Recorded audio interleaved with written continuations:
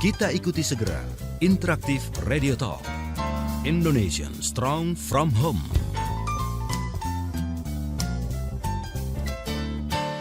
Indonesian Strong From Home bersama Ayah Edi, praktisi multiple intelligence dan holistic learning.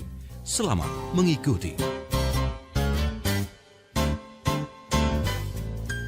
Selamat malam, semua listener. Apa kabar Anda? Senang sekali bisa kembali bersama Anda di program Indonesian Strong From Home. Saya Nancy Mokoginta hadir lagi untuk Anda, dan 2 jam ke depan kita akan coba memaknai 2 jam ini tentunya untuk keluarga dan ya pastinya untuk anak-anak kita tercinta. Bersama saya sudah hadir Ayah Edi, sudah siap lagi berbagi dengan Anda, dan kita juga mengundang Anda untuk bisa berinteraksi di program Indonesian Strong From Home ini.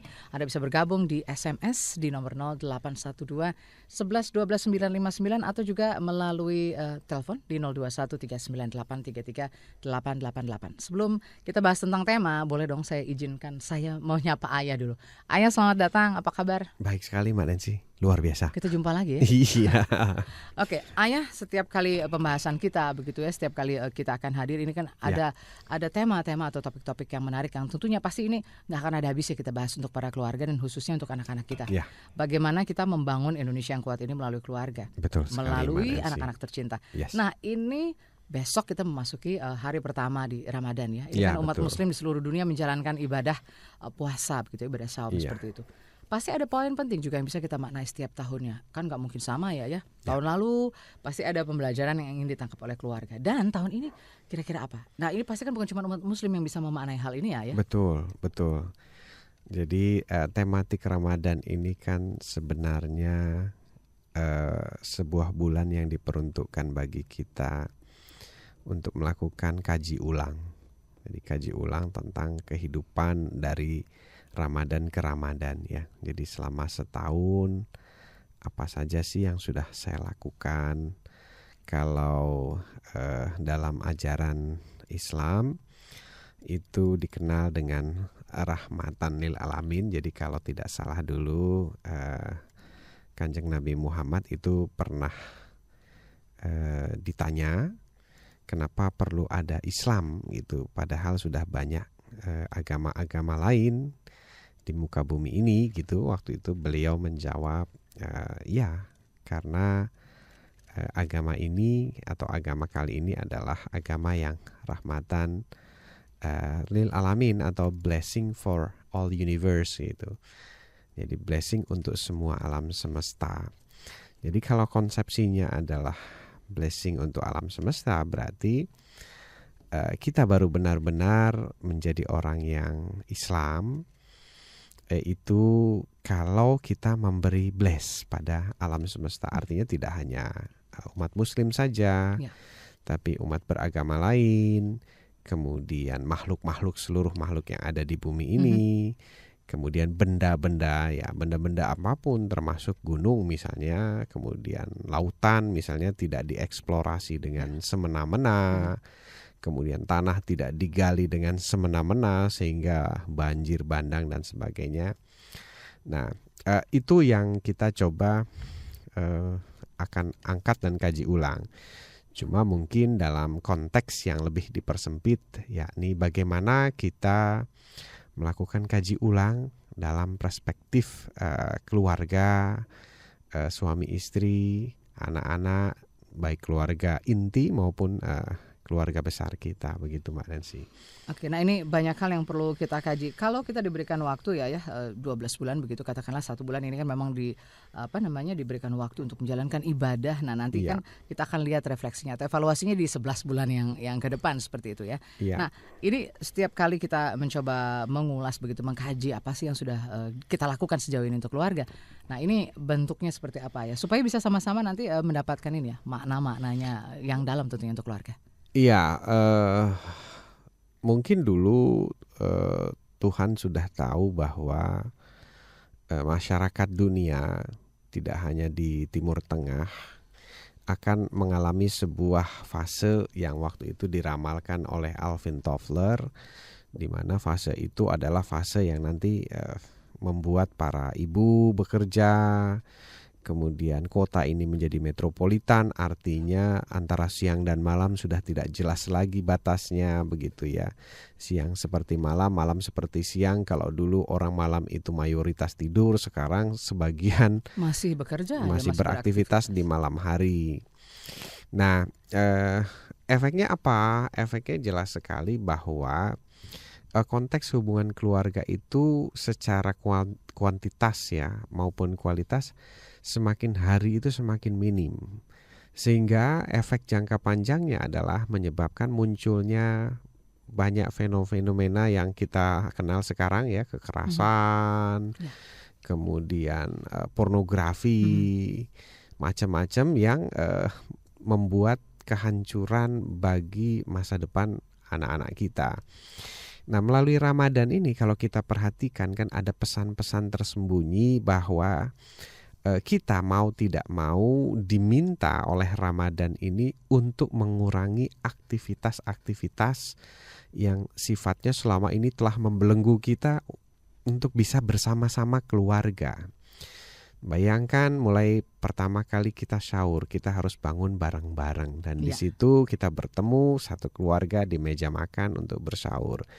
Dan di situ kita melihat pesan tersembunyi Ramadan untuk sahur adalah ayo berkomunikasilah di pagi hari apa yang kita bahas. Oleh karena itu mungkin akan sangat lebih baik kalau kita tidak menyalakan TV pada saat sahur.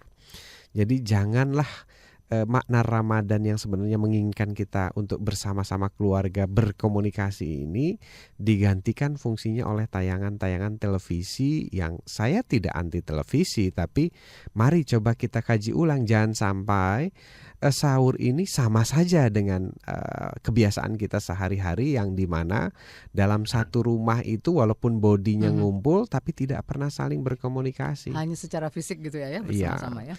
Jadi anaknya nonton ini, ibunya nonton ini, ayahnya baca koran dan sebagainya. Nah, itulah yang mungkin menyebabkan keretakan atau fenomena yang sekarang ini sangat memprihatinkan, Mbak Nancy.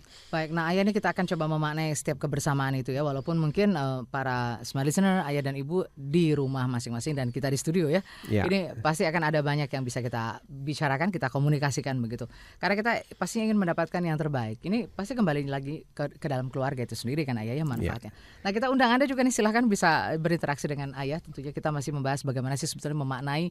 Nah, kebetulan besok Ramadan ini ya.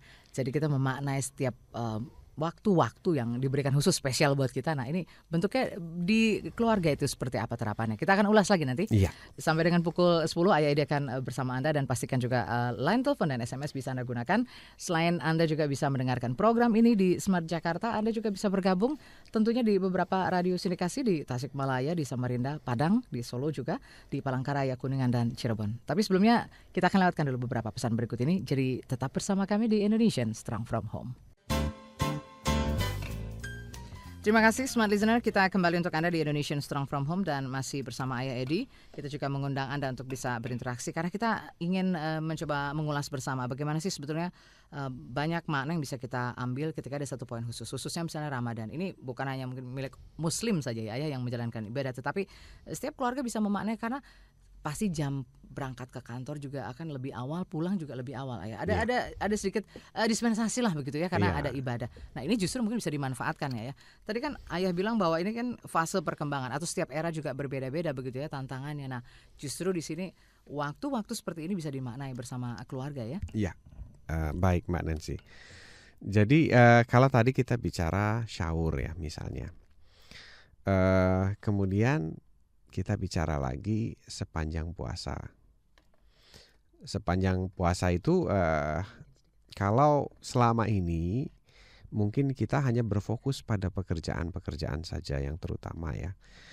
Melalui puasa ini sepertinya Tuhan ingin kita lebih berpikir bahwa hidup ini untuk apa sih gitu. Kemudian dari mana, mau kemana, dan apa sih yang esensi ya dari hidup ini.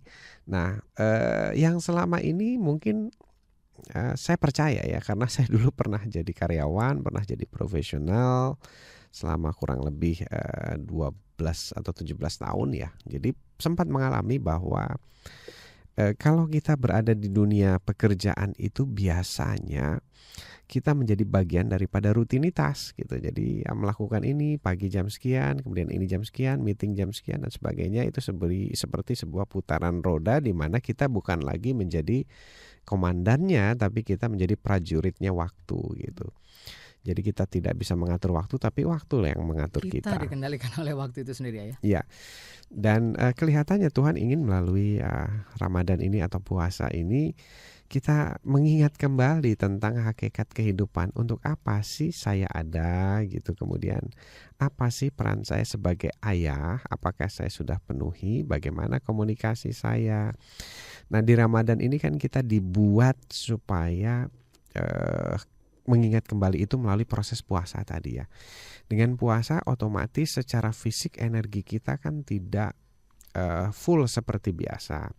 Nah pada saat tidak full ini otomatis kita akan lebih terkonsentrasi kalau kita lebih banyak melakukan kajian ulang. Kenapa? Karena pada saat energi kita full biasanya kita lebih mengedepankan aktivitas fisik.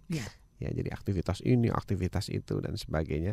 Tapi manakala dengan proses puasa selama 1 bulan penuh ini, kita dibuat kondisinya kan lebih menurun. Jadi kalau gelombang itu kalau dari beta agak ke alfa ya.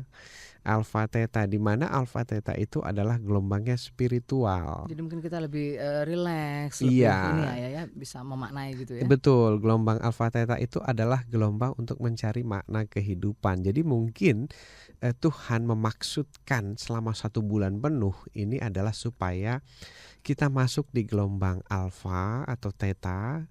Getaran-getaran itu akan menghasilkan pertanyaan-pertanyaan sebenarnya untuk apa sih kita hidup, untuk apa sih cari uang, untuk apa sih saya banting tulang, apakah ini hidup atau ini sebenarnya sebuah proses untuk menuju kehidupan. Nah, saya melihat itu dulu saya alami waktu saya masih karyawan, masih profesional. Setiap bulan puasa pasti terketuk karena mungkin kita secara gelombang masuk ke sana ya. Ya, untuk apa sih saya begini terus? Nah, makanya getaran-getaran itu yang menghasilkan pada akhirnya saya memilih profesi berdasarkan untuk apa saya hidup gitu. Jadi untuk apa sih saya datang ke bumi ini gitu. Sampai akhirnya berprofesi di bidang pendidikan. Saya pikir trigger-triggernya atau golden momentnya itu ada di Ramadan. Oke, baik. Nah ini kalau memaknai itu pastinya ada momen khusus di mana kita memang bisa lebih fokus begitu ya. Ya. Tapi waktu-waktu yang juga diberikan sebaiknya juga mungkin bisa dilakukan seperti itu. Nah ini kalau di waktu atau di tematik seperti ini Ramadan begitu ayah memaknainya ini kan karena suasana juga lebih khusyuk, lebih kepada spiritual kita. Apa yang membuat mungkin komunikasi kita secara lebih efektif itu bisa dilakukan bersama anak-anak dan mungkin anggota keluarga yang lain. Iya, betul sekali. Kemudian itu tadi sepanjang hari berpuasa ya. Kemudian sorenya kan kita berbuka. Pada saat bukan bulan Ramadan atau bulan biasa, kita makan kapan saja, di mana saja, di mana perut kita lapar, kita bisa makan. Tapi di Ramadan kita sangat diatur ya. Jam sekian kita boleh makan, nanti baru jam sekian lagi kita boleh makan lagi. Kemudian dari sana terbersit lagi sebuah pesan Tuhan tentang kebersamaan kembali. Pada saat kita berbuka puasa, jarang sekali kita dapati kita berbuka puasa itu sendirian. Nah, di dalam buka puasa itu Tuhan kembali mengingatkan kepada kita tentang fungsionalitas kita sebagai manusia. Karena kita kan punya peran tidak hanya satu. Mbak Nancy, satu perannya penyiar. Kemudian peran lainnya adalah sebagai anak dari orang tua. Peran lainnya adalah sahabat dari peersnya. Peran lainnya adalah, jadi banyak sekali kita ini memainkan peran. Jadi walaupun kita satu individu, tapi sesungguhnya kita adalah multifungsional ya. Nah pada saat bulan puasa itulah kita sepertinya diingatkan kembali. You punya peran-peran yang berbeda loh. Itulah sebabnya kenapa kita temukan ya buka puasa bersama keluarga. Akhirnya kita menemukan, saya ini is a part of a parent. I am a father gitu ya. Saya adalah ayah ternyata ya gitu. Dan saya ternyata adalah bunda bagi anak-anak saya gitu. Nah di situ ketemulah peran keluarga, dan di situ akan muncul kesadaran, oke, yang selama ini saya semena-mena makan sama siapa, di mana dan sebagainya, sekarang now I am a family. Saya punya keluarga ternyata yang nikmat betul makan sama-sama ya. Habis begitu peran lainnya apa? Kita buka puasa bersama di kantor. Oh iya, ternyata saya atasan. Oh ternyata saya bawahan. Oh ternyata saya punya peers. Oh ternyata ini. Nah, di buka puasa ini juga banyak sekali pesan-pesan tentang peran itu. Kenapa? Karena pada saat rutinitas itu kita jalani, kita hampir lupa bahwa kita ini adalah bagian dari peran-peran, dan biasanya kita lupa mengatur keseimbangan antara peran tadi. Misalnya peran dengan teman lebih banyak daripada peran dengan family. Bicara dengan sahabat lebih banyak daripada bicara dengan anaknya sendiri gitu. Nah, di puasa ini dan khususnya pada saat berbuka puasa itu sepertinya diingatkan kembali oleh Tuhan. Ayo balancing, ayo seimbangkan gitu Mbak Nancy. Jadi memaknainya sebetulnya banyak hal yang bisa kita coba gali di sana ya. Iya. Selain tadi mungkin kita memaknai puasa itu sendiri, bagaimana kita menikmati begitu diberikan Tuhan kesempatan untuk mengkaji lagi lebih dalam, tetapi juga ada peran-peran kita ya secara mungkin horizontal dan vertikal ini juga yang harus kita seimbangkan. Betul kembali. sekali Mbak Nancy. Jadi seringkali kita hanya terfokus pada apa yang tersurat. Apa yang tersurat misalnya, hai orang-orang beriman, diwajibkan atas kamu berpuasa sebagaimana telah diwajibkan atas kaum sebelum kamu, kan itu yang tersurat gitu. Jelas sekali bahwa ini adalah sebuah kewajiban. Yang tersurat adalah wajib. Jadi sebenarnya kajian ulang diri itu adalah sebuah kewajiban dari Tuhan. Nah tapi sebenarnya saya yakin sekali dan seyakin-yakinnya bahwa banyak sekali makna yang tersirat Mbak. Yang tersirat itu sangat halus sekali. Sangat halus, dan jangan sampai makna-makna penting yang tersirat ini kita abaikan gitu. Jadi seolah-olah Ramadan ini dari bulan ke bulan atau dari tahun ke tahun hanya sebuah tradisi saja. Padahal seperti tadi kita lihat baru 3 yang kita bahas ya. Itu 3 saja melahirkan sebuah kebersamaan family yang dicetuskan oleh perintah Tuhan. Seperti itu. Jadi lewat momentum buka puasa nih sebenarnya banyak yang bisa dimaknai. Entah itu tadi kan semua pasti ibu-ibu ingin cepat pulang ya, ingin menyajikan gitu suguhan untuk anggota keluarganya. Semua rindu untuk bisa kumpul sama-sama dan buka puasa sama-sama. Betul sekali Mbak Nancy, betapa indahnya ya. Dan ini saya yakin untuk keluarga metropolitan jarang terjadi. Jujur saja waktu dulu ya saya jadi karyawan, mungkin masih 5 tahun yang lalu ya. Itu belum kemacetan seperti yang sekarang. Saya saja berangkat dari rumah jam 6, kemudian baru sampai ke rumah itu jam 7 atau mungkin jam 8 malam. Belum lagi kalau lembur, kadang-kadang jam 10, jam 12 gitu. Bayangkan sebuah ketidakteraturan di mana kita dikendalikan oleh pekerjaan dan waktu. Tapi pada saat Ramadan, dan kita bersyukur ya bahwa di negeri ini gitu sangat menghormati Ramadan, sehingga kita mulai melakukan pengaturan-pengaturan. Kapan kita berangkat kantor lebih nyaman, kemudian kapan kita pulang dan kapan sampai di rumah. Dan saya jujur sangat menikmati traffic di bulan Ramadan karena sangat teratur sekali polanya, sangat terpola begitu. Sementara kalau di bulan Ramadan itu acak, kemacetan itu tidak pernah bisa ketebak. Itu ini ya. Betul, banyak sekali yang menikmati itu, dan saya yakin teman-teman yang non Muslim juga menikmati sebuah pola ritme yang teratur ini. Begitu. Baik, nah ini supaya kita juga belajar teratur itu kan mulai ini ya. Tentunya dengan hal-hal yang sederhana seperti ini misalnya kita berbagi lagi. Ada beberapa pesan juga yang akan kita sampaikan untuk semua listener, dan pastikan juga kita undang Anda untuk bisa berinteraksi. Nah ini mungkin kita bisa sharing ya memaknai setiap momen-momen khususnya Ramadan ataupun momen-momen penting lain untuk keluarga. Nah mungkin ada sharing yang menarik dari Anda, boleh kita ini ya kita diskusikan bersama di sini. Kita juga nanti akan menghadiahkan Anda ini buku ya, buku dari Ayah. Ini merupakan buku ketiga kalau saya tidak salah. Buku ini bisa nanti banyak sekali hal-hal yang menarik di dalam buku ini yang bisa dimaknai di bulan Ramadan ini Ayah ya. Baik, jangan kemana-mana, kita masih akan kembali selepas beberapa pesan berikut bersama Ayah Edi di Indonesian Strong from Home. Kita masih kembali untuk Anda dan tema tentang bagaimana memaknai satu momentum khususnya Ramadan ini. Ini sedang kita ulas bersama Ayah Edi. Nah, ini untuk keluarga sendiri. Pasti kan banyak hal yang bisa kita pelajari. Nilai-nilai mungkin yang ingin dibagikan ya. Ya. Dari mungkin peran ayah, dari peran ibu. Pasti banyak yang bisa disalurkan di sana atau bisa di-sharing bersama keluarga itu sendiri. Nah, ini kan bukan hanya sekedar memaknai mungkin kita menahan lapar begitu ya, menahan dahaga seperti itu dan menahan tentu saja untuk melakukan hal-hal yang akhirnya nanti membatalkan puasa kita. Kalau di dalam keluarga tadi memaknai masing-masing, mulai mungkin dari peran ayah, dari peran masing-masing ya, ayah dan ibu. Ini bagaimana kita menularkannya pada anak-anak, mungkin dari pagi hari saat kita sahur sampai dengan pada saat kita buka puasa atau menjalankan ibadah sholat tarawih seperti itu. Ya, kemudian setelah kita berbuka puasa, di situ ada makna kebersamaan. Dan saya yakin bahwa anak-anak itu lebih menyukai Ramadan. Kenapa? Karena orang tuanya lebih sering kumpul, lebih sering makan bareng, dan mungkin lebih sering dialog bersama. Kemudian tarawih ya. Tarawih itu ada dua versi. Ada tarawih bersama di tempat, di satu masjid dan sebagainya. Ada tarawih yang versi lain adalah sebaiknya dilakukan oleh keluarga di rumah. Gitu. Jadi kita punya dua pilihan. Jadi kalau kita sempat ke masjid bersama-sama, nah karena sholat tarawih ini adalah satu-satunya sholat sunnah yang berjamaah gitu. Jadi boleh berjamaah, tapi berjamaah itu bukan berarti bahwa harus di masjid, tidak. Ada versi yang kedua adalah bersama keluarga, jadi bareng-bareng bersama keluarga tarawih. Nah, bagi yang tidak sempat, Tuhan kasih pilihan, ayo silahkan mau bareng-bareng ke sana gitu ya, wisata hati atau wisata iman, ke masjid bareng-bareng satu keluarga, dan ini kan jarang-jarang terjadi ya. Nah, kemudian atau yang berhalangan seperti kita gitu, misalnya kita bisa melakukan nanti sepulang ini di rumah karena batas waktunya kan sampai nanti ya menjelang sahur ya. Betul. Ya.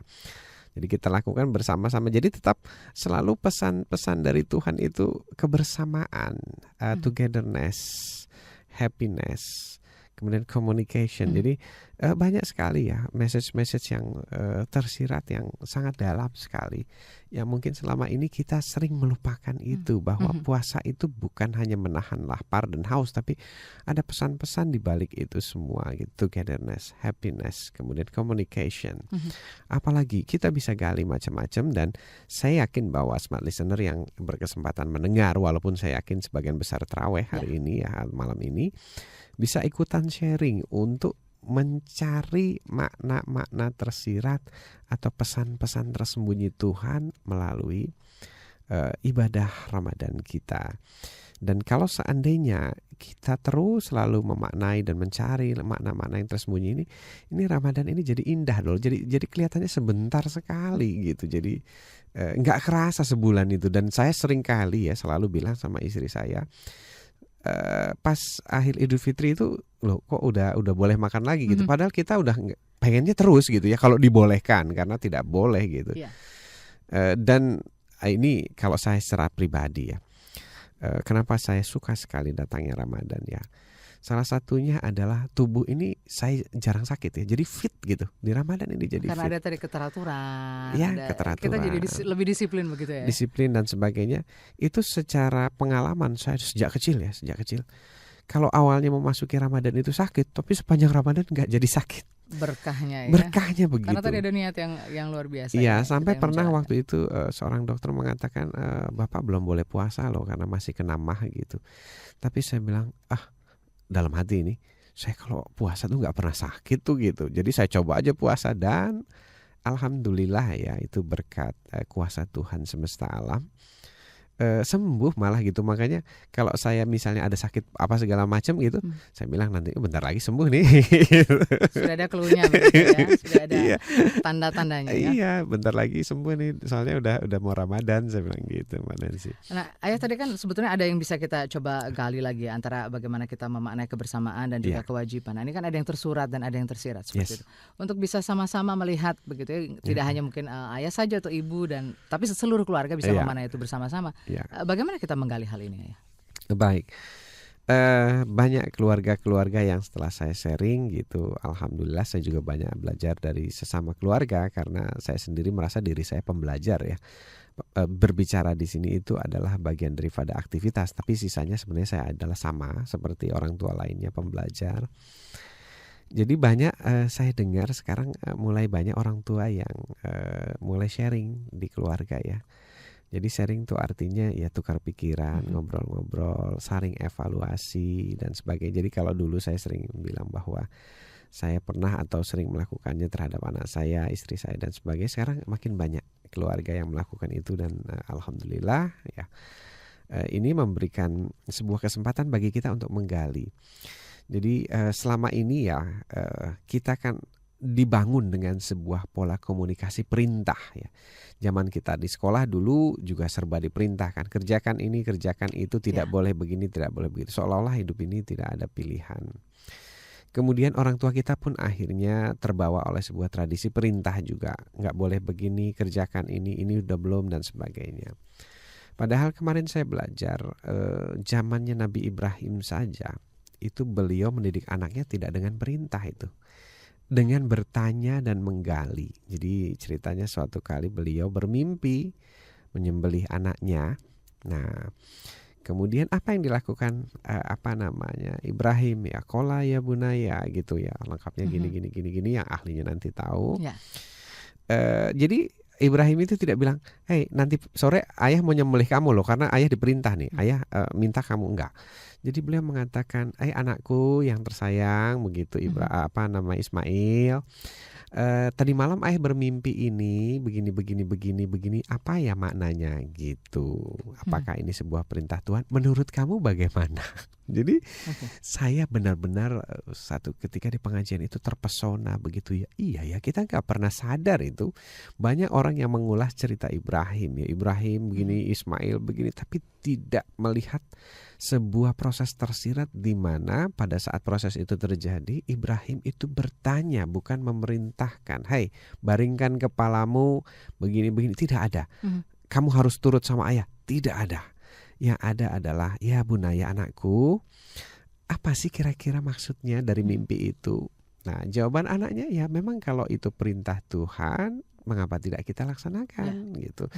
Jadi saya bilang, zaman Ibrahim aja segitu indahnya, kenapa kita nggak bisa gitu. Itu pukulan pertama buat saya ya, karena saya juga terbangun dari budaya memerintah. Sedikit banyak kita secara refleks ke anak kita, ke istri kita, atau ke orang lain itu memerintah. Satu arah saja ya. Iya.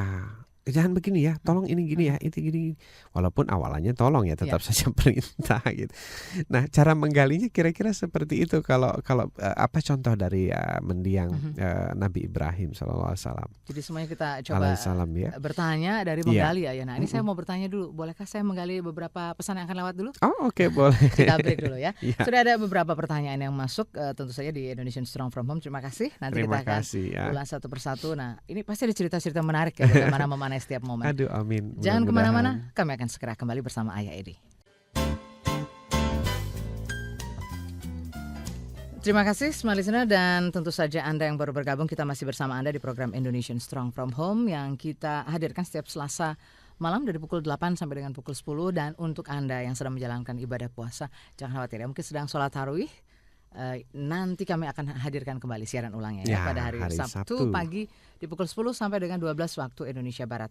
Nah, Ayah, memang mungkin kunci dari sebuah komunikasi adalah ketika komunikasi itu bisa berjalan efektif, bagaimana kita bertanya, seperti itu kan. Nah, untuk keluarga kita pun ini juga kita perlu melatih diri untuk bertanya, menggali segala sesuatu begitu di dalam keluarga kita dengan bertanya. Tetapi pertanyaan yang seperti apa dan bagaimana kita bertanya itu kan juga butuh keahlian tersendiri ya. Jangan sampai nanti kan kalimatnya minta tolong tapi bentuknya belakang adalah perintah begitu. Nah, ini benar-benar kita pure ingin bertanya supaya banyak informasi yang bisa kita gali. Nah, ini bagaimana strategi yang mungkin yang sederhana bisa kita terapkan, Ayah.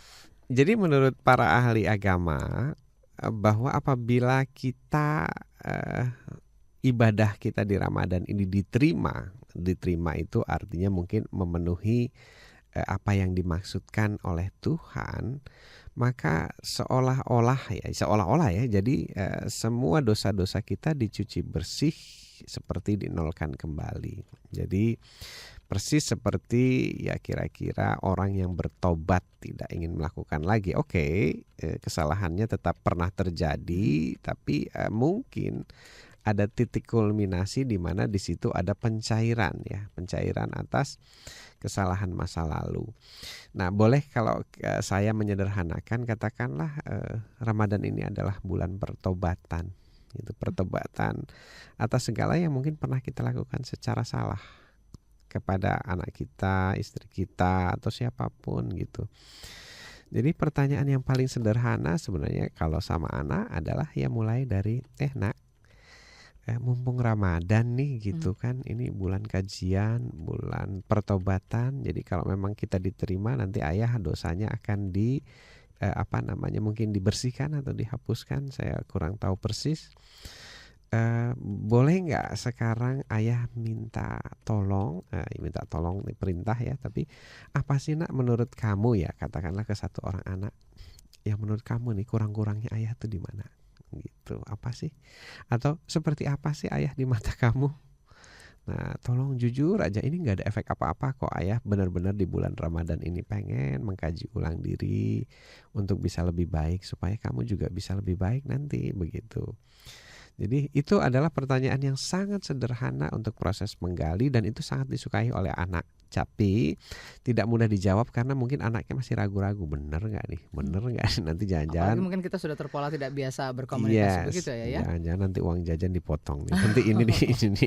Okay. Jadi ya kita mulai dari kita sendirilah. Kita bertanya tentang seperti apa sih ayah di mata kamu, seperti apa sih bunda di mata kamu. Mungkin itu awal-awal ya.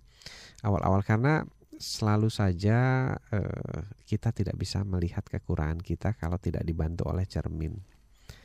Nah, apapun kata anak kita, anggaplah itu benar dulu, tidak perlu disangkal. Nah, kemudian ya kalimat berikutnya adalah yuk bantu ayah yuk, gimana caranya untuk berubah. Kan ini ada banyak nih, kalau berubah semua kan agak susah gitu ya. Yang paling gampang-gampang dulu deh gitu. Yuk gimana caranya nih, bantuin ayah ya, ngingetinnya gimana ya biar ayah juga nggak tersinggung gitu. Pakai ya kita ngobrol-ngobrol santai gitu, tapi prosesnya memperbaiki diri biasanya nanti anaknya akan menawarkan diri. Oh ya, kalau aku gimana sih Pak sebenarnya di mata papa atau di mata ayah gitu ya. Nah, nanti kalau itu sudah mulai terjalin halus gitu, rapi, sebagai sebuah rangkaian proses penggalian, ini biasanya kesananya akan jauh lebih enak, lebih nyaman. Proses evaluasinya tidak dengan emosi gitu kan. Oh enggak, perasaan papa enggak gitu. Nah, coba hindari kalimat-kalimat seperti itu. Jadi ya sudahlah, kalau emang orang lain melihat itu kan, nggak mungkin misalnya kita lagi bercermin nih Mbak Nancy ya, bercermin gitu. Terus Mbak Nancy ngelihat bedak di sebelah kanan lebih tebal dari kiri, kan nggak mungkin kita bilang nggak gitu, kayaknya cerminnya salah sih. nggak begitu kan. Lantas kita kan langsung menoreh perbaiki ya. Lagi gitu ya. Iya, kita kan lebih mencek ya, bener nih kayaknya pipi yang ini nih kurang bedak atau kelebihan bedak gitu. Jadi ya mungkin itulah analogi yang cukup mewakili ya Mbak Nancy ya. Oke. Nah, ayah ini kan untuk bisa menggali kan kita memang harus ada sebuah pertanyaan terbuka, dan tadi ya siap juga menerima apa nanti yang akan menjadi mungkin masukan dari anak buat kita. Nah, untuk bisa membuat orang tua ini menjadi lebih terbuka begitu ya, lebih bisa acceptance ya, menerima gitu ya apa yang jadi pendapat anak. Nah, ini kan juga tidak mudah ya, ketika nanti tahu-tahu mereka bilang ayah tuh begini atau mungkin bunda tuh begini. Nah, ini orang tua kan juga butuh mengelola atau mengendalikan begitu emosi dari sisi emosinya. Iya. Jadi begini, salah satu pesan Ramadan ini adalah puasa Anda akan tidak bermanfaat, akan tidak berpahala manakala Anda tidak bisa mengendalikan emosi ya. Emosi atau nafsu ya. Nah, nafsu itu ada berbagai macam ya, nafsu amarah, ada nafsu makan, ada nafsu seks, nafsu macam-macam lah. Nah, berkaitan dengan tadi kan nafsu amarah. Jadi puasa ini justru momen yang terpenting buat kita untuk mengevaluasi, karena begitu kita mau marah, ayo diingatkan ya, batal puasanya. Jadi sia-sia lapar dan hausnya gitu. Jadi kita diingatkan kembali. Oh iya ya, kan saya lagi puasa, jadi saya dengerin aja gitu. Jadi momen ini bisa ditangkap juga bagaimana mengendalikan diri ya. Ini bisa diaplikasikan di bulan-bulan lain ya. Iya. Kita sudah ada yang ingin bergabung di line Oke, telepon ya. boleh Kita silakan. terima dulu. Selamat malam. Selamat malam, Mbak. Iya, dari siapa di mana, Pak? Dengan Johan di Medan. Pak Johan di Medan. Selamat malam Pak Johan. Iya, Silakan Pak selamat Johan. malam, Ayah. Selamat malam Pak Johan, Horas. Mohon maaf lahir batin. Mohon maaf lahir batin juga Pak Johan. Mulai puasa. Iya, terima kasih. Silakan. Gimana Pak Johan? Ayah mau tanya Ya. untuk mengenai komunikasi. Mm-mm. Mm-mm. Nah, kan komunikasi itu yang penting itu kan kalau kita bisa komunikasi dengan anak nih, Ayah. Betul. Terus supaya komunikasi itu lancar kan salah satu syaratnya tuh anak dengan kita itu bisa saling mengerti, bisa Betul. bersahabat gitu ya, Anak Ayah. Pak Johan usia berapa ngomong-ngomong nih? 3 tahun, Ayah. 3 tahun. Iya. Nah, ini tapi terkadang-kadang kita kan bekerja ya, Ayah ya. Iya, Nah, dengan kesibukan dan beban pekerjaan terkadang betul. itu membuat kita terkadang susah mengkondisikan diri Iya. supaya bisa berkomunikasi dengan anak dengan baik gitu loh, Iya. Ayah. Putranya Pak Johan ada berapa? Putra 1, putri 1, Ayah. Putri 1. Ada pengasuh di rumah? Enggak. Ada ibu, pembantu hanya, di rumah? hanya ibunya. Hanya ibunya ya. Iya. Kalau ada pembantu tapi hanya sebatas pekerjaan rumah, tapi tidak Oke. ada khusus yang menangani anak. Oh, itu Ya. langsung di-handle oleh bundanya ya. Karena Iya. komposisi ini penting Pak diketahui. Karena ini yang ada di rumah adalah tim. Hmm. Iya. Gitu, siapapun mereka adalah tim kita. Oh gitu ya. Ya. Oke, jadi poinnya adalah bagaimana komunikasi itu jadi efektif ya Iya. di tengah Iya. juga Pak Johan punya kesibukan, Iya. tapi di rumah juga nanti bisa ini ya, bisa benar-benar Iya. memaknai waktu berkomunikasi dengan Iya. sesungguhnya begitu ya. Waktu kerjanya yang- Pak Johan dari jam Iya, berapa iya. sampai jam berapa Pak? Apanya, Ayah? Waktu kerjanya mulai jam berapa sampai jam Oh. berapa? Saya pagi, Ayah, dari jam 7 sampai sekitar jam 8 malam. Oke. Jadi yang paling penting yang saya ingin tanya ya, Ayah ya. Iya. Bagaimana terapi nih buat kita nih bagi yang sibuk mungkin ya. Ya. Bagaimana selalu bisa mengkondisikan diri supaya bisa komunikasi dengan anak dengan baik. Kadang Iya. misalnya kita pulang udah capek ya, ya. Iya. Kadang anak Sabtu minta- Minggu libur Pak? Sabtu Minggu terkadang enggak ya, karena masuk di juga ya. proyek gitu loh. Oh, di proyek ya. Oke, baik. Iya. Ya, Jadi baik. terapinya itu seperti apa ya? Baik, Pak Johan. Mohon bantuannya. Ya, Kita baik. akan coba gali sama-sama nanti Pak ya. Iya, terima kasih yang terbaik banyak. seperti Ya, apa komunikasinya. Terima kasih banyak, salam buat keluarga. Dan ini kita nanti akan coba diskusikan lagi nih, Iya. perlu bahasan yang cukup tuntas karena ada poin-poin pentingnya ya, Iya. bagaimana komunikasi itu bisa lebih efektif, lalu juga mengkondisikan diri kita Iya. begitu di tengah-tengah kesibukan. Nah ini saya juga harus mengkondisikan waktu ini karena Iya, kita akan boleh, berbagi Mbak Nancy. beberapa informasi lagi. Ini penting juga nih, siapa tahu Iya. ada informasi menarik untuk Iya. keluarga yang bisa kita sharing di kala waktu-waktu kebersamaan kita. Kita masih akan bersama Anda 1 jam berikutnya di Indonesian Strong from Home, dan Ayah Edi juga masih akan kembali untuk Anda untuk diskusi lagi. Silahkan Anda bisa menghubungi kami kembali di line telepon di 021398338888 atau di 0812112959. Boleh kirimkan pertanyaan Anda. Tentunya selepas kita simak informasi berikut ini. Dari 95.9 Smart FM Jakarta, kita masih kembali untuk Anda di program Indonesian Strong from Home bersama Ayah Edi. Selasa malam waktu kita kembali diskusi tentang keluarga dan bagaimana inspirasi tentunya untuk keluarga. Momentum bisa dimaknai dan ini bagaimana memaknainya. Kita melihat lagi bahwa di situ ada banyak pesan. Iya. Pesan atau makna yang tersirat dan tersurat. Nah ini dua-duanya harus bisa kita tangkap sehingga nanti mungkin mengaplikasikannya ke dalam keluarga dengan dalam sebuah bentuk makna itu akan lebih mengasyikkan begitu ya. Ya. Ini momentumnya Ramadan. Nah ini kan pasti ada waktu di mana kita mungkin diberikan waktu lebih banyak bisa kumpul, Ya. bisa pulang lebih cepat. Nah ini bisa ditangkap tentunya ada momen-momen yang bisa bisa kita ciptakan begitu di dalam keluarga. Ya, betul sekali Mbak Nancy. Jadi kalau kita bicara Ramadan ya, sebagian besar saya mengamati bahwa yang diulas itu adalah yang tersurat ya, kewajiban. Sebenarnya kewajiban itu hanyalah Tuhan ingin menekankan betapa pentingnya melakukan ini. Tapi di balik semua kewajiban tadi justru ada banyak makna yang tersirat ya, yang kita tidak gapai, kita tidak berhasil gali. Dari setiap event yang diciptakan gitu ya, event sahur, kemudian event berpuasa itu sendiri, kemudian Berbuka tadi ya. berbuka dan sebagainya. Dan malam ini kita ingin menggali bersama-sama tentunya bagi umat Islam yang menjalankan apa sih makna-makna yang berhasil kita temukan dari setiap momen itu, supaya kita dalam menjalankannya bukan menggugurkan kewajiban. Jadi saya sangat sedih itu kalau ada orang yang mengatakan menjalankan ibadah untuk menggugurkan kewajiban. Kenapa? Karena berarti waktu menjalankannya penuh keterpaksaan gitu. Tapi seandainya saja kita berhasil menemukan, ya Tuhan, ternyata makna dari berpuasa itu adalah melatih supaya saya tidak emosi, menahan diri, berpikir ulang, mengkaji. Kan jadi rasa syukur gitu, rasa syukur. Kemudian tidak ada rasa terpaksa lah, wong manfaatnya gede gitu.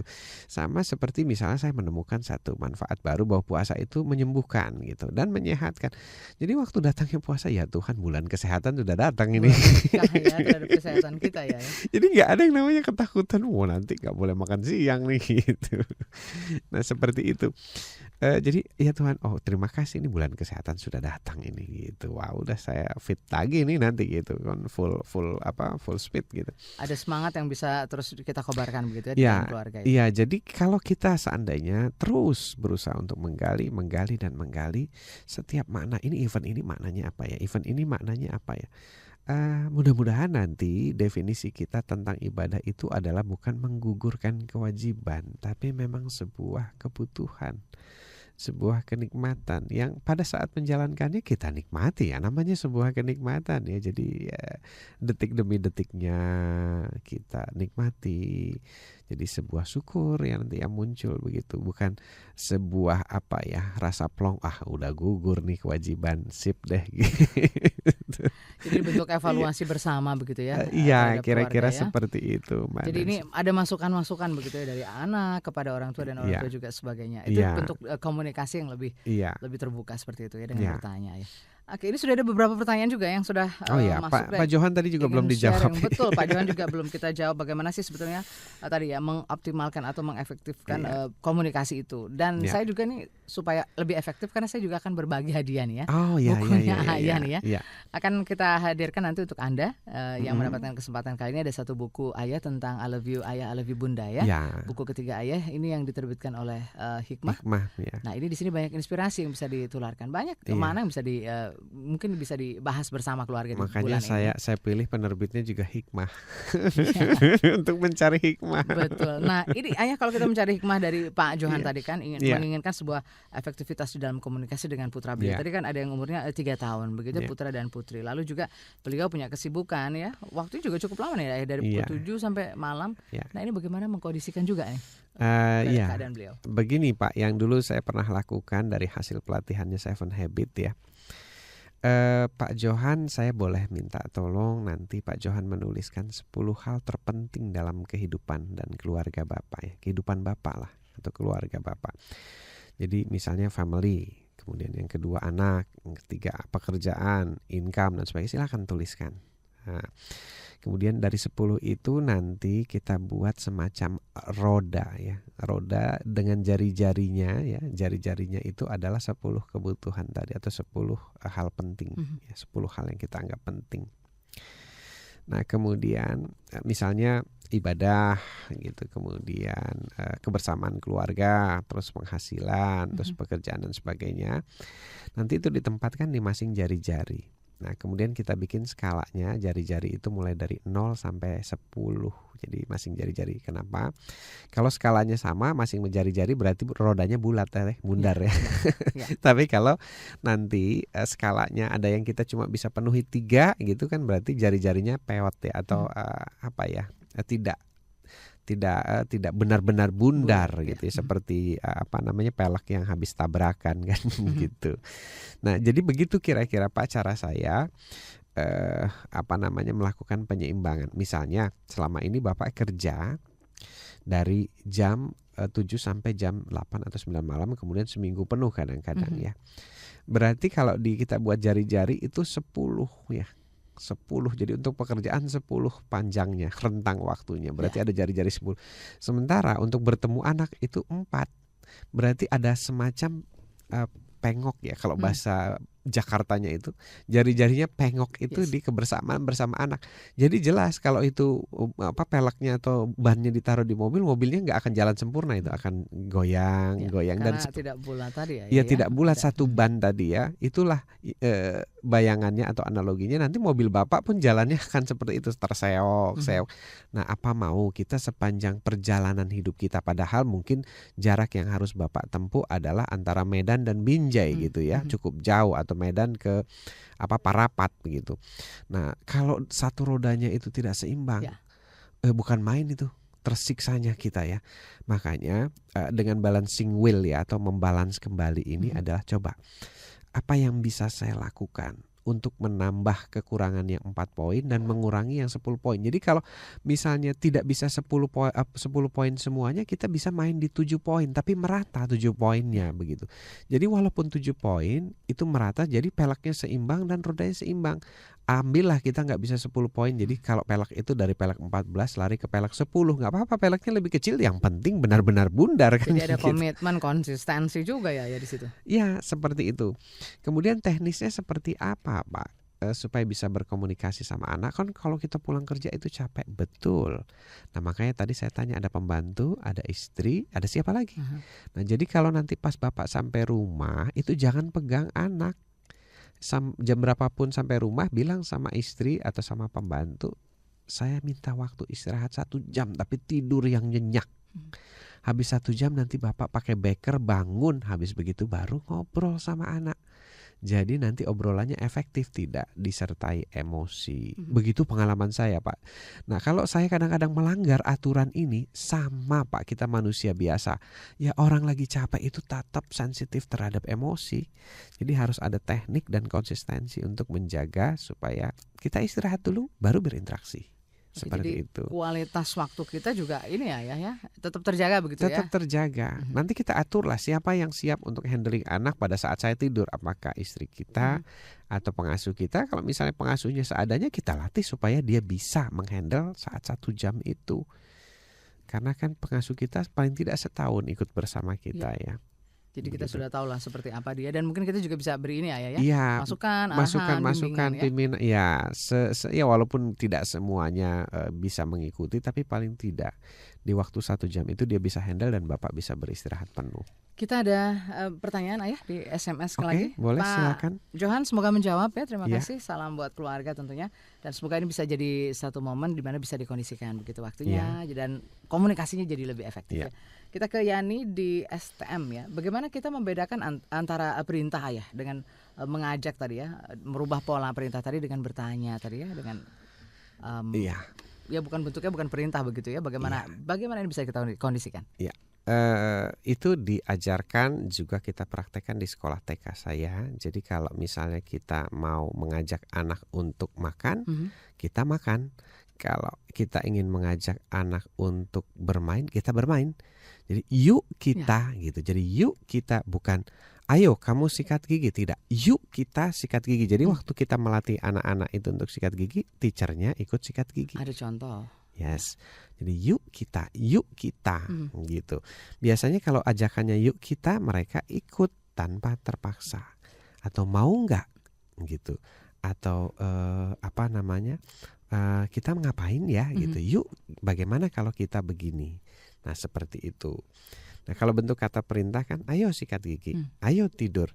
Tapi kalau kita ganti, yuk kita tidur yuk gitu. Atau siapa yang mau dielus sama ayah kalau bobo gitu. Jadi ada banyak strategi di mana anak-anak kita suka mungkin ya dilakukan seperti itu. Kita sudah ada penelpon lagi. Oke, baik. Yang ingin bergabung. Halo, selamat malam.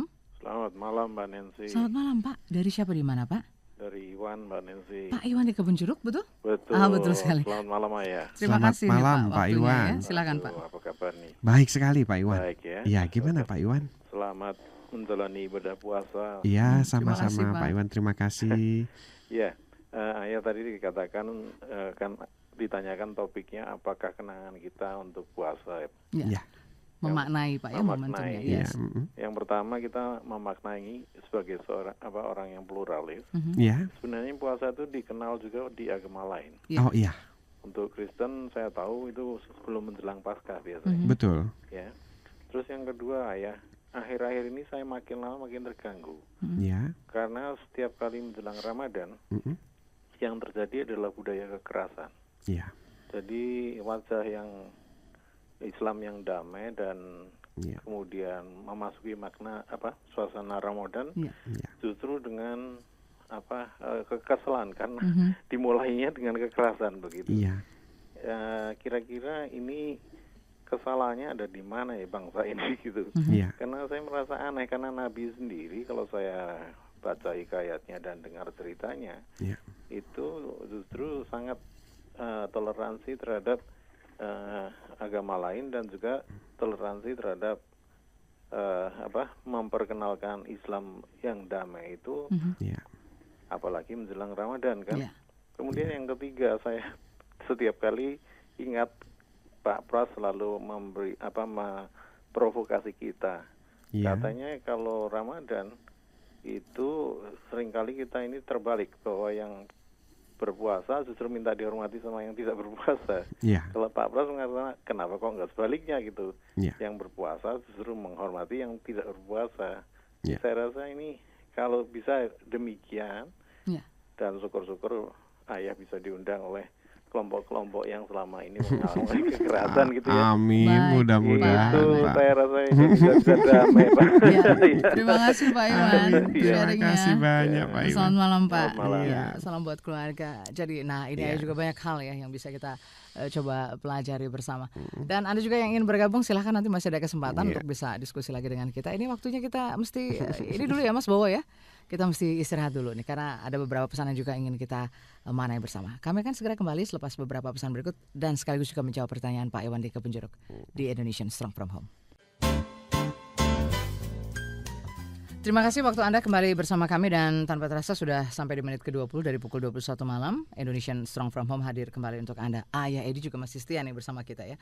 Tadi ada pertanyaan beberapa poin dari Pak Iwan di Kebun Jeruk. Nah ini bagaimana sih Ayah sebetulnya menyikapi momentum seperti ini khususnya Ramadan begitu kan. Kita ingin sebetulnya suasana itu lebih damai, lebih khusyuk, bisa dimaknai untuk ibadah itu sendiri poinnya. Lalu tadi juga toleransi seperti itu.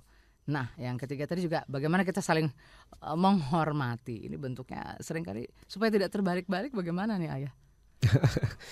Ya, pertanyaan Pak Iwan ini dalam, dalam banget, dan ini adalah pertanyaan yang sifatnya filsafati ya. Jadi begini Pak Iwan, saya pernah mengikuti pengajian, tapi jujur saja saya selalu memilih-milih pengajian yang saya ikuti. Saya tidak sembarangan, kalaupun sembarangan saya sering memaknai secara filsafati. Ada pernah guru filsafat agama Islam ya, beliau saya pandang mumpuni Pak. Beliau mengatakan tidak ada itu kebenaran Islam. Saya kaget gitu. Tidak ada kebenaran Islam. Loh, lantas yang ada adalah kebenaran Islam menurut penafsirnya. Jadi menurut ustadznya masing-masing. Jadi sebenarnya penafsirannya seringkali diblurkan dengan kapasitas pengetahuan yang bersangkutan terhadap agama. Kemudian itu nanti akan mengambil dalil-dalil yang membenarkan dia, gitu. Artinya begini ya. Seorang yang dibesarkan dengan budaya kekerasan, maka pada saat dia menceramahkan sesuatu, dia akan mencari dalil-dalil yang membenarkan kekerasan. Jadi sebenarnya itu bukan kebenaran Islam. Itu adalah kebenaran berdasarkan orang tersebut. Jadi pemikiran orang tersebut. Wah, ini menarik ini. Saya bilang menarik. Jadi kalau gitu saya tanya pada beliau, bagaimana saya bisa berada di kebenaran Islam? Nah, beliau mengatakan, dulu Rasul waktu pertama kali memperkenalkan Islam ditanya sama para pengikut pertamanya, ya Rasulullah, kenapa harus ada agama lagi? Bukankah sudah banyak agama-agama lain yang kita tinggal ikuti saja? Kemudian Rasulullah menjawab, oh ya, karena agama ini adalah rahmatan lil alamin. So blessing for all universe. Jadi bukan rahmatan lil islamin, kata kata beliau ya, kiai yang saya anggap mumpuni ini. Jadi rahmatan lil alamin itu dalam sekali. Bagaimana kita menghargai gunung, bagaimana pohon kita hargai. Jadi Go Green itu sebenarnya adalah sudah dikampanyekan oleh sejak dahulu kala oleh Rasulullah melalui rahmatan lil alamin tadi. Jadi saya pun terhimbau secara batin, Pak. Kenapa saya milih-milih pada siapa saya mendengarkan ceramah? Karena saya mulai sadar bahwa setiap ceramah itu tidak merepresentasikan kebenaran Islam, tapi merepresentasikan adalah cara berpikir yang menyampaikan. Semakin dia knowledgeable, semakin dia dalam, dan semakin dia mempunyai budaya yang lembut, semakin dia bisa mencontohkan kerjasama kepada universe atau blessing to universe, itulah sebenarnya yang semakin mendekati kebenaran Islam. Jadi begitu beliau memaparkan kepada saya. Jadi ya nggak usah khawatir kalau kamu melakukan sesuatu, patokannya this is a blessing of universe or not gitu. Jadi ini berkah terhadap alam atau tidak. Ini sebenarnya memberikan kebaikan bagi semesta atau tidak. Makanya saya tidak pernah memilah-milah siapa pengundang saya.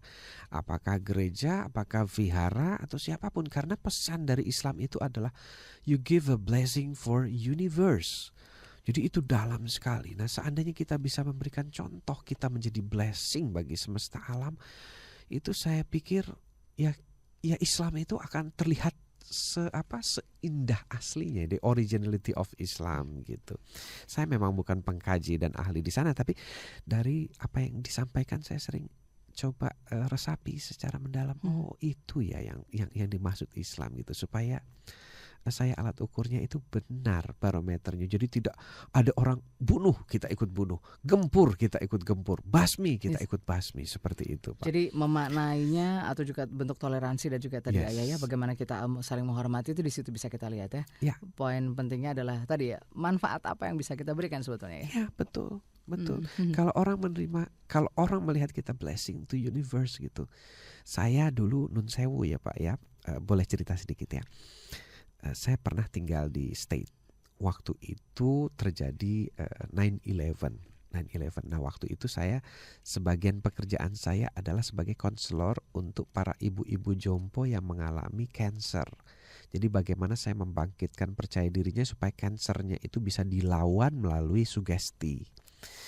Nah, pada saat saya mengkonseling para orang tua jompo dan orang-orang ini, saya menggunakan pendekatan yang bahasanya mereka kenal, yakni bahasa Kristen gitu. Sampailah 9/11 terjadi, ceger gitu ya. Nah, disitulah saya bilang, waktu mereka berkomentar tentang kejadian itu, saya katakan, I am a Muslim. Saya seorang Muslim. Sampai semua orang jompo itu ya, maksudnya beliau-beliau ini terkejut dengan ucapan saya, sampai bilang, are you sure that you are Muslim? Dia bilang gitu dengan bahasa getar ya, karena usianya sudah tua gitu. Yes, saya ini Muslim. Ya, beginilah Muslim, saya katakan. Menurut saya, beginilah Muslim. Saya memberikan kebaikan bagi semua gitu. Dan Anda merasakan itu, saya dipeluk sambil nangis mereka gitu. Ya, nggak tahu apa yang ada di hatinya, tapi saya dipeluk sambil nangis. Ya, saya bahagia gitu. Di tengah orang menghujat, saya mengaku saya Muslim. Saya tidak takut mengatakan itu. Dan inilah, dan mereka udah rasakan lama kan begitu, sampai, maaf ya Pak ya, bukan narsis ini, bukan. Mereka tuh kalau panggil saya itu angel. Oh wow. Beda dari itu malaikat ya. Iya. Baik, ini menarik sekali ya. Ya. Ini mungkin kita melihatnya bagaimana manfaat itu sebetulnya yang bisa kita bagikan ya. Iya. Intinya. Oke, semoga menjawab Pak Iwan. Terima kasih sharingnya, buat kita luar biasa ya. Malam hari ini, dan kita coba ke beberapa SMS lagi. Kita beralih lagi nanti, karena buku ini juga akan saya hadiahkan ya. Nanti siapa yang akan mendapatkan kesempatan kali ini, kita akan umumkan nanti di akhir acara. Kita ke Vira di Makassar Ayah. Oh iya. Dari Kebun Jeruk kita terbang ini ke Makassar ya. Nah Ayah, saya sudah sering kali begitu ikut pelatihan pengembangan diri. Nah, tapi bagaimana sebetulnya format perkataan yang sifatnya itu minta tolong, bukan memerintah seperti itu. Benar-benar pure ya, minta tolong. Ya. Perkataan yang benar-benar minta tolong adalah begini ya konteksnya. Tolong ya, kalimat tolong. tapi diikuti dengan kebutuhan. Diakhiri dengan pertanyaan. Misalnya begini, aduh, aku tuh lagi haus ya. Di mana ya ada air? Nah, itu minta tolong yang tidak bentuknya perintah. Itu biasanya bahasa-bahasa ini saya gunakan dalam briefing bersama teacher, briefing bersama teman, ngobrol sama Mbak Nancy gitu. Yang efeknya itu tanpa sengaja justru membuat orang itu menolong kita dengan antusias ya. Jadi konteksnya adalah tolongnya kadang-kadang di belakang atau di depan atau tidak ada sama sekali kata tolong. Aduh, saya haus sekali, di mana ya saya bisa menemukan misalnya tempat yang menjual air minum. Wah, itu tanpa sengaja nanti, iya di sini. Semua tolong antusias ambil. untuk nolong gitu ya. Iya. Tapi kalau misalnya kita bentuknya tolong, kemudian perintah, tolong dong ambilin air gitu. Orang merasa siapa lu? Terus kalaupun mau melakukannya, ini orang ini banget ya gitu. Nah, jadi kira-kira konteksnya seperti itu. Jadi akhirnya kalau bisa pertanyaan saja. Nah, kita lihat reaksi. Jarang sekali manusia yang diberikan konteks model kalimat seperti ini tidak bereaksi, jarang itu ya. Jarang, saya menemukannya sangat jarang. Kecuali kalau keadaan bising dia nggak dengar. Ya, betul. Pesannya nggak sampai jadinya ya. Oke, Mbak Fira, terima kasih ya sudah sharing dan semoga ini juga menjawab. Kita ke Surabaya, ada Pak Bambang di Surabaya. Tapi nanti pertanyaan akan kita ulas sesudah beberapa pesan berikut. Sampai Surabaya juga ya. Jangan kemana-mana, tetap bersama kami di Indonesian Strong From Home. Kita masih membahas tentang tema kita itu bagaimana memaknai setiap momentum, dan kali ini kita coba melihat dari sisi Ramadan. Jadi pasti banyak momentum yang bisa diciptakan oleh para keluarga, begitu Ayah ya? Entah itu di keluarga yang sedang menjalankan ibadah tentu saja puasa. Nah, ini juga keluarga lain pasti bisa memaknainya sama. Tadi seperti yang Pak Iwan katakan bahwa semua juga bisa merasakan hal yang sama. Nah, ini memaknainya juga pasti ada nilai-nilai yang ingin kita ambil. Nilai-nilai yang baik dan positif untuk keluarga. Kita masih akan lanjutkan lagi pertanyaan dari Pak Bambang di Surabaya ya. Tadi belum sempat saya tuntaskan. Bagaimana menumbuhkan sikap simpati terhadap anak? Bukan anak sebagai musuh Ayah di dalam keluarga. Nah, ini mungkin kondisinya sudah ini ya, sudah berbeda. Nah, untuk bisa membuat lebih suasana itu jadi lebih kondusif, seperti apa ya? Ini pertanyaannya patut kita syukuri ini. Kalau seandainya ini ditanyakan oleh 4 juta ayah di Indonesia, Indonesia ini segera beres ini. Iya. Jadi gimana sih supaya menjadikan anak kita bukan sebagai musuh? Yang pertama harus mindset diubah ya. Yang mengubah bahwa anak itu memang dilahirkan bukan sebagai musuh. Tidak. Anak itu dilahirkan sebagai perhiasan, atau sebagai amanat, atau sebagai partner. Dan saya justru menempatkan mindset saya, anak saya dilahirkan sebagai sahabat bagi kehidupan saya. Jadi saya selalu mengingatkan diri saya adalah sahabat bagi dia dan dia adalah sahabat bagi saya. Hanya kebetulan saja secara usia saya lebih dahulu dilahirkan. Dan kebetulan saja secara struktural anak saya ini berada di bawah naungan saya. Tapi bagi saya dia adalah sahabat. Kenapa sahabat? Nanti suatu besar nanti dia akan memainkan peran untuk memperbaiki bumi ini, negeri ini dan sebagainya. Kita akan sejajar nanti satu ketika gitu. Jadi bagaimana kita pada saat sejajar nanti kita bisa saling mengisi. Dari kecil saya sudah memindsetkan kepala saya bahwa dia adalah sahabat bagi saya. Jadi setiap hari Pak, saya belajar bagaimana saya menjadi seorang sahabat bagi anak saya.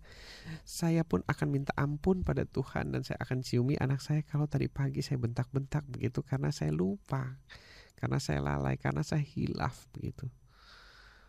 Tapi setidaknya setiap hari saya mengevaluasi diri bahwa saya adalah sahabat mereka. Kamu sahabat saya nak gitu. Dalam berbahasa saya bahasakan sebagai sahabat, dalam bertutur, dalam apapun, ya walaupun konteksnya saya adalah ayah anak-anak saya. Nah, begitu mindset itu sudah tertuang Pak, otomatis nanti pikiran bawah sadar kita akan mengeluarkan refleks-refleks bagaimana sih jadi seorang sahabat. Apapun dari perkataan, tutur dan sebagainya. Dan kalau bisa alam bawah sadar kita juga kita minta untuk mengingatkan manakala kita keluar dari koridor sahabat tadi. Seperti itu. Saling mengingatkan jadi ya. Ya. Oke, kita lanjut lagi ya. Masih ada kesempatan lagi berikutnya. Ini banyak sekali pertanyaan yang alhamdulillah sedang mampir ke kita dan ingin kita diskusikan bersama ya. Dari 0813 9832 dan seterusnya. Yes. Ayah, saya punya anak perempuan 13 tahun, tapi sampai sekarang kalau saya tanya tentang dia, kira-kira ini udah punya temen cowok atau belum, seperti itu ya. Nah, ini masih tertutup, Ayah. Ya. Tapi dia selalu sepertinya tuh dengan teman-temannya sih nurut-nurut aja.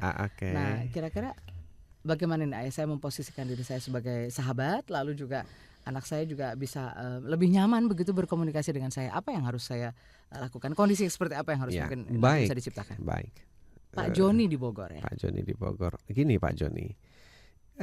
Pertama, kalau kita sudah merubah mindset kita bahwa kita adalah sahabat anak kita, maka Pak Joni cari tahu gimana sih seorang sahabat dengan sahabatnya. Yang pertama, sahabat nggak pernah marah siapapun pacarnya dia. Tapi kalau kita orang tua, kita akan marah kalau pacarnya nggak sesuai dengan keinginan kita.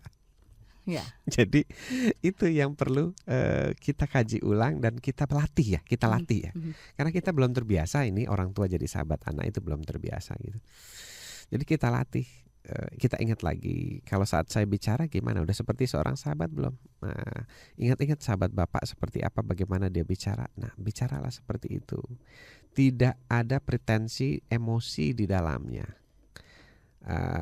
Kenapa kalau kita sebagai parent bukan sahabat, seringkali saya sendiri mengalami pretensi emosi.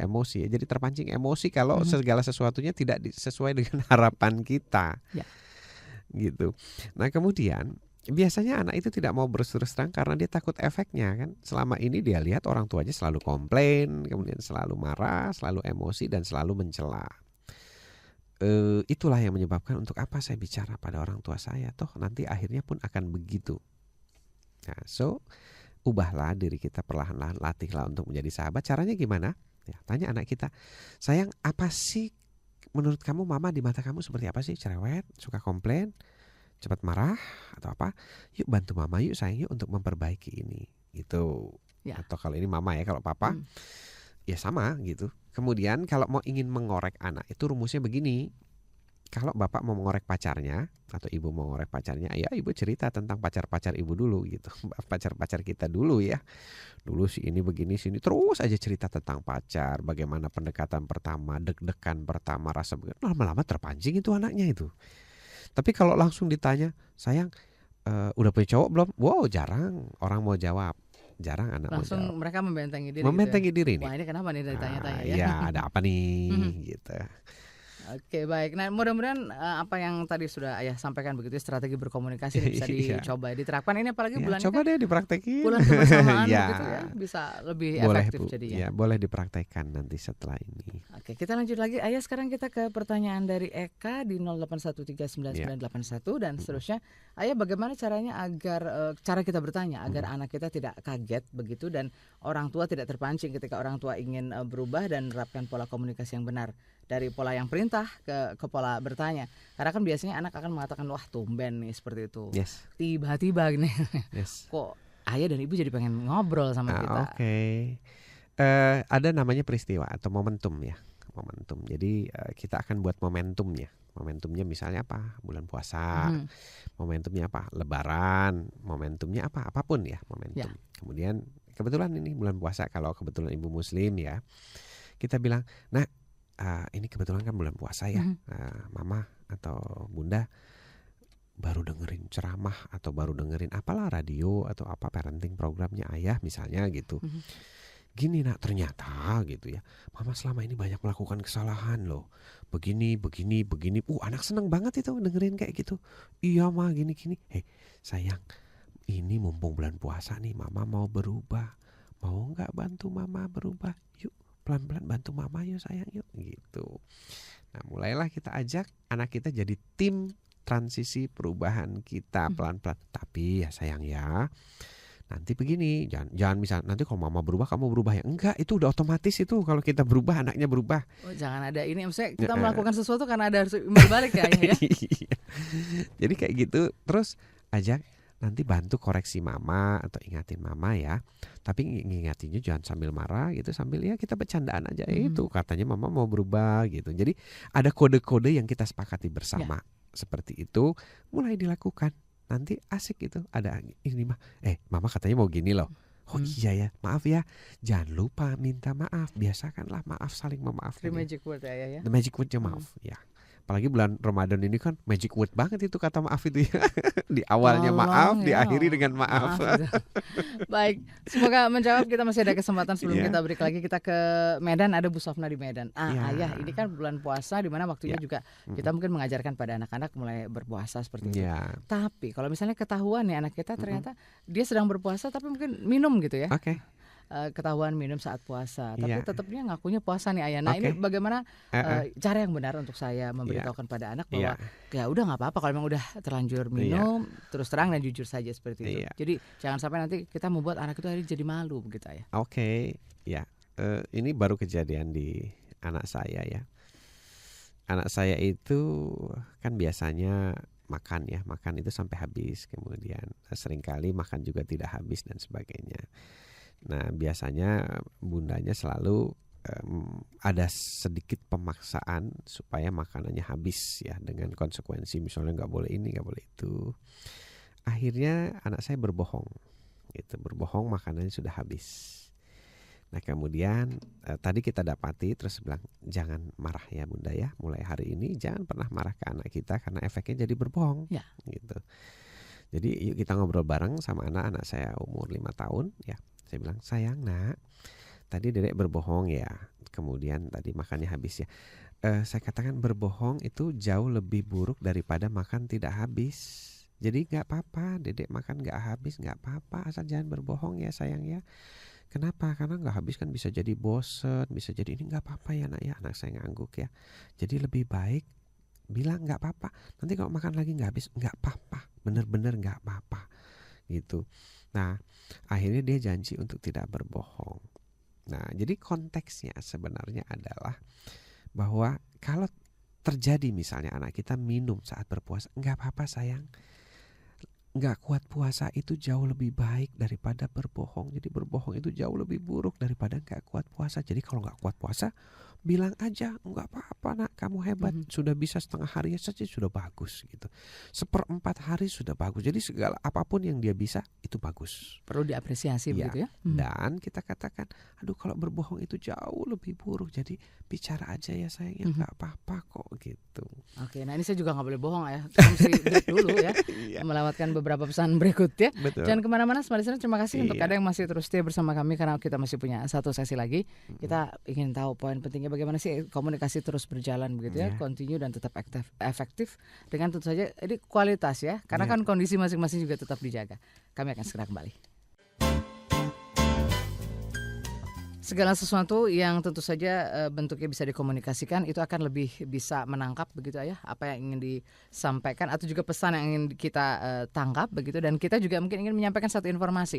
Nah dengan kita bisa berkomunikasi dengan baik, tadi ada caranya juga ya di dalam keluarga. Tata caranya bertanya, lalu juga mungkin tidak dalam kalimat yang perintah ya, sehingga nanti komunikasinya juga itu jadi jauh lebih efektif dan ada kualitas yang ingin kita capai di situ.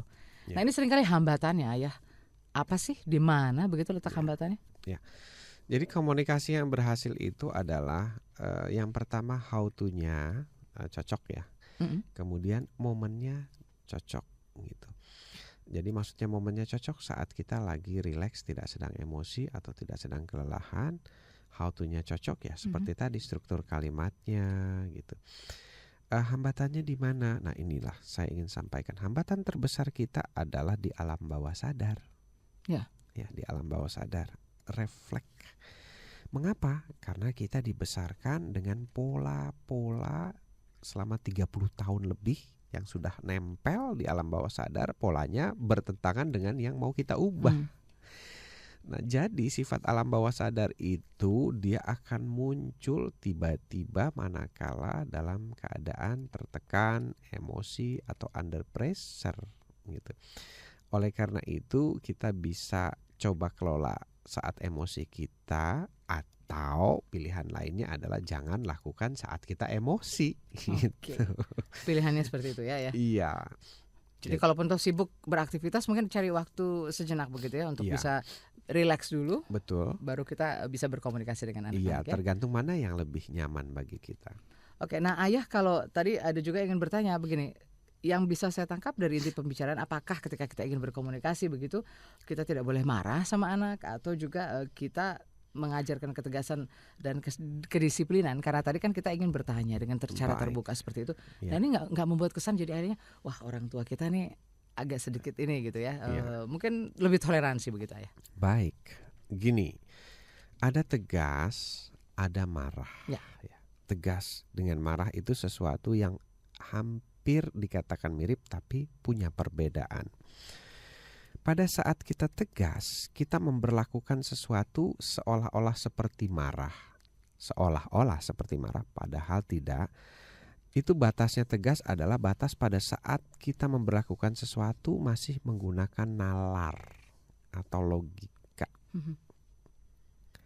Nah, di mana lepas dari tegas ke marah itu adalah pada saat nalarnya hilang. Ya, ambil contoh begini ya. Kami di sekolah punya namanya bahasa 12 desibel. Di rumah pun punya bahasa 12 desibel. Jadi kalau kita ingin menegakkan peraturan, saya akan menggunakan 12 desibel kalau diperlukan. Jadi saya katakan, tidak.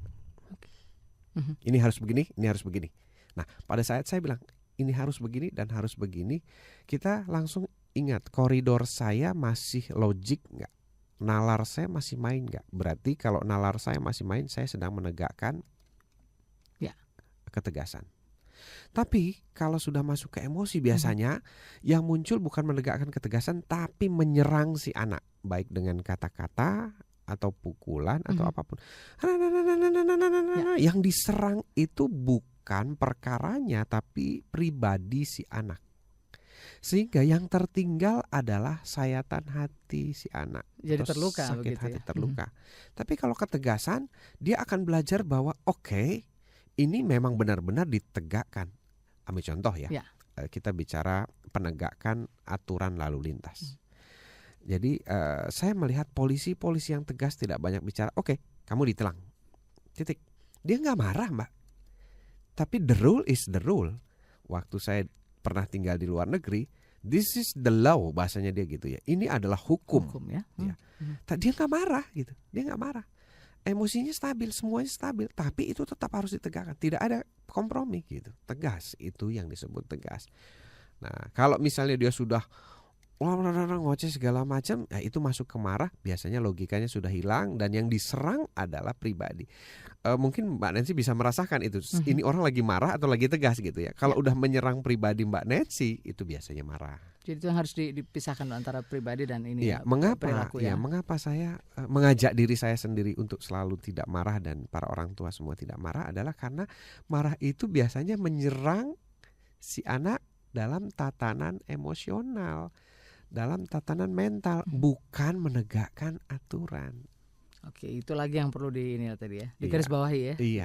Jadi disiplin boleh, tapi tetap harus ada cinta juga ya di mana yang harus kita tetapkan begitu ya. Ini ketegasan, kita marah atau bentuk disiplin yang penuh cinta tadi. Iya, coba bayangkan kalau bentuknya hanya himbauan. Tolong dong, misalnya kendaraan yang lebih besar tidak jalan di paling kanan, misalnya truk dan sebagainya. Sulit sekali tuh. Tapi kalau misalnya, oke, tilang, Anda salah gini-gini. Oke, motor begini-begini, Anda salah, titik, udah. Besok dia akan belajar. Oke, saya harus konsisten karena penegaknya juga konsisten begitu. Persis di rumah seperti itu, Mbak. Jadi bisa ditegakkan. Cuman yang mungkin dilihat juga ya. Ini anaknya usia berapa begitu disesuaikan juga ya. Oke, kita ke Pak Biring, Ayah. Pertanyaan Pak Biring masih dari SMS di 081260 dan seterusnya. Ayah, bagaimana caranya agar apabila kita menyuruh anak begitu ya, ini cepat tanggap dan mereka juga bisa diatur dan ada pengertian. Itulah kita banget ya Pak ya, orang tua. Aduh, ini koreksi buat saya secara pribadi ya Pak ya. Saya pernah punya keinginan seperti Bapak seperti itu. Nah kemudian saya mendapati anak saya tidak tanggap.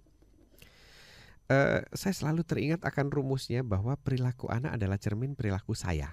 Akhirnya yang saya cari adalah perilaku saya. Mana yang membuat anak saya tidak tanggap? Nah ternyata urutannya begini.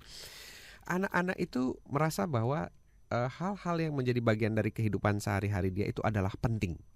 Sama seperti orang tua. Orang tua juga menganggap hal ini penting, sama. Mereka punya juga seperti itu. Cuma seringkali orang tua menganggap apa yang dianggap penting anak tidak dianggap penting oleh orang tua. Misalnya begini, saya lagi mengerjakan tugas. Malam ini saya mau ada talk show nih sama Mbak Nancy, saya bikin skripnya dan sebagainya. Kemudian tiba-tiba anak saya bilang, ayah bantuin dong, bantuin cari apa nak? Cari ini roda mobilnya hilang satu. Roda mobilan kecil hilang satu, dia yang main dan sebagainya, saya suruh cari kan. Nah, di sini baru saya ingat. Oh iya, pada saat kejadian itu terjadi saya bilang, "Jangan ganggu ayah. Ayah lagi bikin skrip nih. Nanti malam mau talk show gini. Kamu cari sendirilah." Gitu misalnya ya. Ya. Dan hal-hal kejadian itulah saya coba koreksi. Oh ya, di kejadian mana ini sehingga saya dicontoh perilakunya oleh anak saya. Begitu saya katakan, "Nak sayang, kamu mandi nak. Kalau bisa ya udah jam sekian gini. Misalnya gitu ya, yang dilakukan oleh para orang tua kebanyakan. Tiba-tiba anaknya tidak mau mendengarkan. Nah, dia belajar dari mana? Dia belajar dari kita. Gitu. Pada saat kita merasa penting, reaksi kita apa? Kamu ini sendiri, ya udah papa mandi sendiri. Gitu. Jadi sebenarnya yang pertama yang perlu kita lakukan itu Pak, menemukan asal usul kejadian mana contoh bagi anak kita sehingga dia tidak memperhatikan kita. Nah, terus berkaitan dengan nurut, saya tidak menganjurkan anak bapak jadi nurut. Nanti kalau jadi nurut di kantor, dia jadi apa kira-kira orang yang paling nurut di kantor? Beli rokok ya no, beli ini ya. Oh iya Pak, siap. Didiklah anak untuk kooperatif.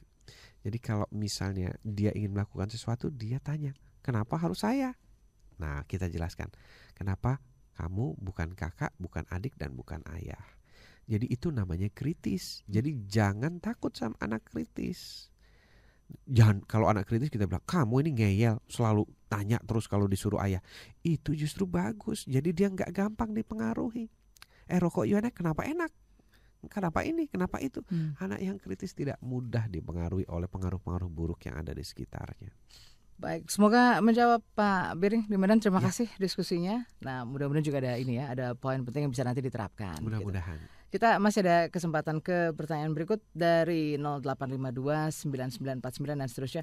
Ayah, saya seorang single parent, bercerai. Lalu bagaimana cara saya ayah untuk mengisi kekosongan figur ayah pada putra-putri saya yang umurnya 7 dan 5 tahun? Oke, baik. Begini ya, ibu saya dulu single parent tapi tidak bercerai. Single parent maksudnya adalah ayah saya itu sailor ya, pelaut ya, berdinas di kelautan. Kadang-kadang pulang 6 bulan sekali, kadang-kadang 1 tahun sekali, kadang-kadang di rumah cuma sebulan gitu ya, 12 bulan tidak ketemu. Artinya ya mirip-mirip lah walaupun tidak single parent penuh. Jadi lebih banyak diasuh oleh ibu.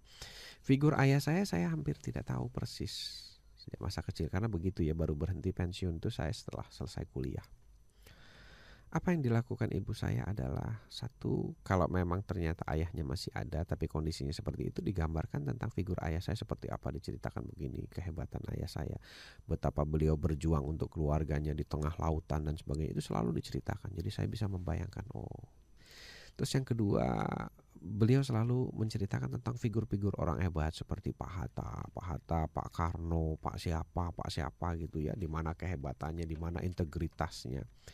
Jadi figur-figur ayah itu diambil dari tokoh-tokoh nasional, tokoh-tokoh yang benar-benar punya integritas, terus didongengkan, diceritakan seperti itu sehingga saya melekat tentang tokoh-tokoh ini.